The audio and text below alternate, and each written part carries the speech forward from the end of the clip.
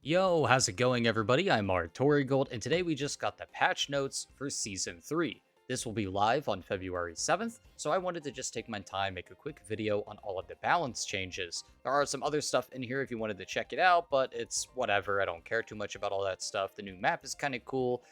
It is King of the Hill, which is my favorite. But for the most part, I just wanted to theory craft on what's going to be good and competitive next season, and I will have a tier list section just kind of quickly at the end of the video if you wanted to check it out. If you guys like this type of content, let me know in the comments, leave a sub and a like and all that. So yeah, let's go ahead and dive into it. Let's start with all of the tanks. I think Junker Queen here is not going to be a whole lot better, but that is a pretty nice buff. She gets 25 more health, which is a big deal for a tank, but I don't think she's going to be meta anytime soon, so I will not be picking her.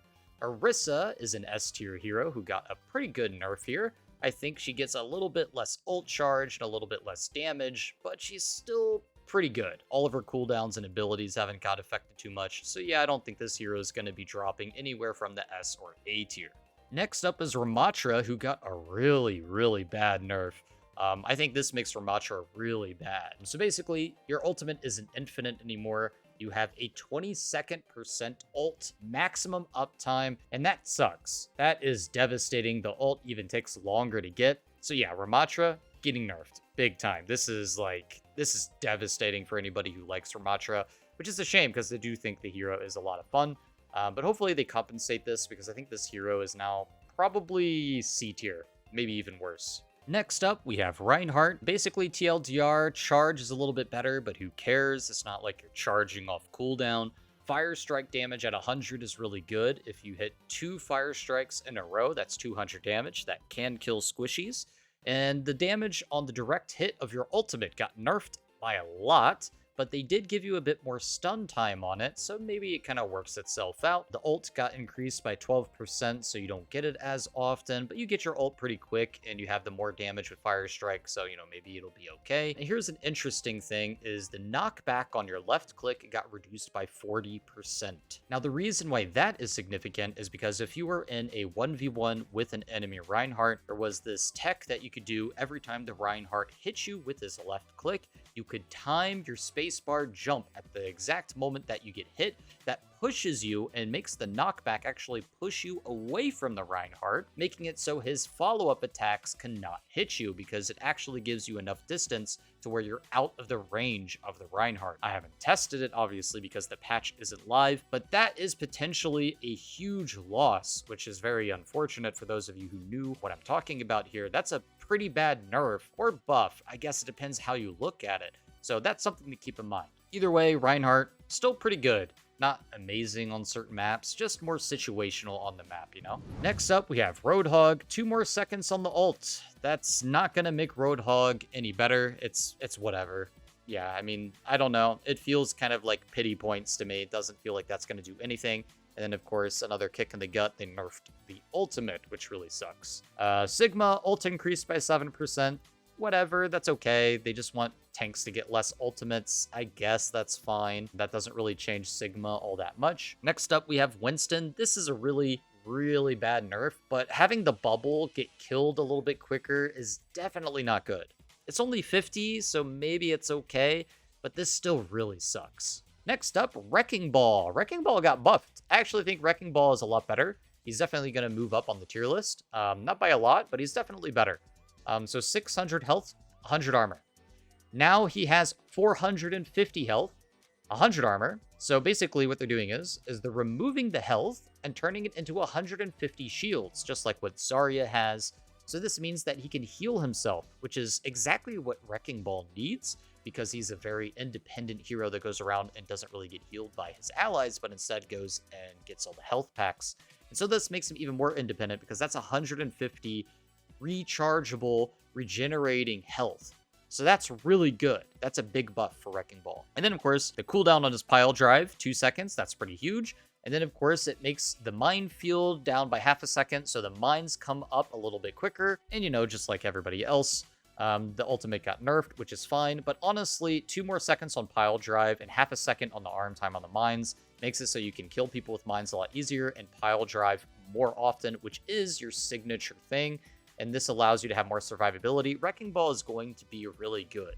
Really good. Not always good, but he's going to be good. Situationally good for sure. Zarya, another nerf, just like everybody else with the ultimates, and that's it for the tanks. Next up, we have the DPS heroes. Cassidy. Combat roll, no longer blocked by enemy collision. This is whatever. Kind of a nice little quality of life thing. But the big thing here is the fall off damage, right? You have 5 more meters to work with. Cassidy can do a bit more damage at longer range. This is going to be pretty big for him, actually. I think that Cassidy is going to be a lot better with this. 5 meters can go a long way for this hero. Junkrat, 20 less damage on your shift mine. That sucks. That's actually like really bad for you. So yeah, I think Junkrat's going to be not way worse, but definitely worse. Mei ultimate, 5% off the ult. Who cares? Mei still sucks. Pharah, a little bit better for the ult. Whatever. That's okay. Nobody really picks Pharah for her ultimate anyways. Reaper ult is like whatever anyways. Reaper's really good, but the ultimate isn't the reason why he's good. Same thing with Pharah. So, you know, whatever. That doesn't really change anything. Soldier. Primary fire, maximum shots to max recoil 4 to 6. Okay, so you're more accurate with your shots. You have 2 more bullets of accurate shots before the spread happens. And then the recoil got reduced by... Soldier is definitely looking a lot better with this. So you can be way, way more accurate with all of your shots now. That's a really big buff to Soldier, actually. That's really good. Yeah, that's exceptional. Sombra, half a damage. Okay, health pack duration. Yeah, that makes her better. I don't think it makes Sombra relevant. I will say this, though. I think that Sombra does need a little bit more buff time. I think right now the only reason people would ever choose Sombra is to counter the Wrecking Ball. I don't think these buffs are enough, though, but it's a very tricky hero to balance because hacking is really anti-fun to play with or play against. But I do like the damage route of Sombra. I think Sombra, like, is more fun to me, personally, if she's more of a DPS hero rather than a disabler or something like that. So I think this is maybe a turn in the right direction, giving her some more damage, but I don't know. I don't think she's going to be that good. Next up, Symmetra. I don't really care. So yeah, it doesn't matter. Torbjorn nerf, 25 less health on a turret. That's a pretty bad nerf for Torbjorn, actually. This is a nerf that you wouldn't want to see. It's kind of annoying, but I get it. I get it. It's kind of a free damage ability that puts a lot of consistent aimbot pressure out there. So making it easier to kill makes sense, so I'm not upset about it. I am kind of surprised that the rest of his kit didn't get touched, though. Widowmaker, praise everything. They finally reverted it back to 175. This was something they had in Overwatch 1. I don't know why they made her 200. This is great. This is fantastic. This is how she should be. This is how she used to be. I'm really glad that they made that change. So that's something. That's good. Widowmaker's still OP, especially at high elos. But, you know, I'm really happy that she got nerfed. Now, diving her feels a lot better. Next up, we have support, my main role. Ana grenade, half a second duration. Okay, they're nerfing Ana. They thought, you know, maybe we buffed her a little too much, so that's fine. She still has the buff on her left click. Brig, repair healing over time reduced by 10. They're nerfing that. Brig now instantly heals 25. Oh, that's really good, though. And the ult reduced...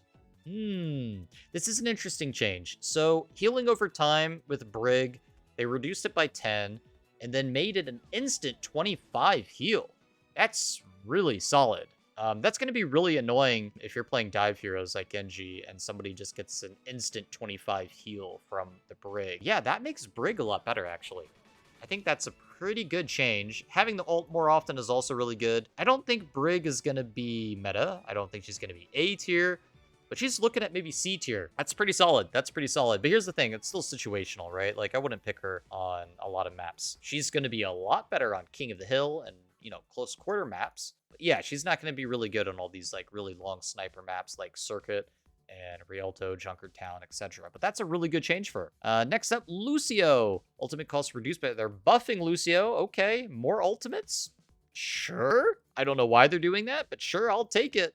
Lucio's already really good, so this is just a nice little buff. I've seen a lot of people talk about these changes, so let's go ahead and dive into this. This is a lot. I know a lot of people that have been complaining. Personally, I think Mercy deserves to be nerfed. Let's go ahead and look into it. Guardian Angel. 1 whole second cooldown. Honestly, I don't see that as that big of a nerf. I mean, yeah, 1 second. The movement was all, like, it was insane. It was some of the best movement in the game. It was the freest movement. It was the easiest movement in the game. So yeah, I think that it's really good that they nerfed it. I don't know if 1 second is enough. She's still almost impossible to kill at high elos. Guardian Angel backwards slingshot movement speed reduced by 20%. Okay, so they also made it slower. Okay, so that makes it better. Okay, so there's a lot of problems with Mercy. First off, the damage boost is overpowered. Her movement is overpowered. And I also think that the Resurrect is still overpowered. If they touch on just a couple of these things, I'll be happy. So they made the movement slower, 20%, so it's easier to maybe even possible to kill her with this movement, and 1 second off the cooldown. So that's good. I'm really happy about that. Okay, so they nerfed the healing by 10. Ultimate healing is the same. Primary fire healing increased by 50% if targets are under half health. 45 health, increased by 50%. 67. So they buffed her almost? Okay, so if someone is below 50% health, they are now getting 67 healing instead of 50 hot. Like, that's actually a buff. That's actually a lot more fun, isn't it? That's more risk, more reward for Mercy. That's actually really good. I think that's great. So now Mercy players have a bit more reward for their targeting, like if they're not just pocketing someone, because that's the problem with Mercy is the damage boost, and that basically just means that she's pocketing people. So this makes it so she actually gets rewarded for healing people with lower health. That's really good change. I actually really like that. I don't see that as a nerf. I see that as a plus. So yeah, that's fantastic. Mercy old passive removed, new passive now heals self for 25% of healing done. So 25% of 45 health, which is our new healing, 11.25. I don't remember what the old passive healing was, but this is pretty cool. So you would have 25% of 45, but then you can also have 25% of 67, whatever that is, and that would be even more healing per second. What was the old amount of healing? I'm not sure how much of a nerf this is. Let me look it up real quickly. All right, I'm back. So yeah, I have this up right here. So the old thing was 22.5 healing per second on herself after she did not take damage for a little bit of time. Now, that's pretty good. It's good, right? But here's the thing. This did get nerfed, the healing per second. So it's 11.25. And then if you were to do quick math, it's 16 if you're healing someone that's low HP. So you have the bonus. It's 16 or 11. I can just put that in there. So it's 11 or 16, basically. Now, yeah, that's a lot less healing, but the difference here is that she has to not take damage. Now she's healing herself at all times, so she doesn't have to wait for the passive to kick in.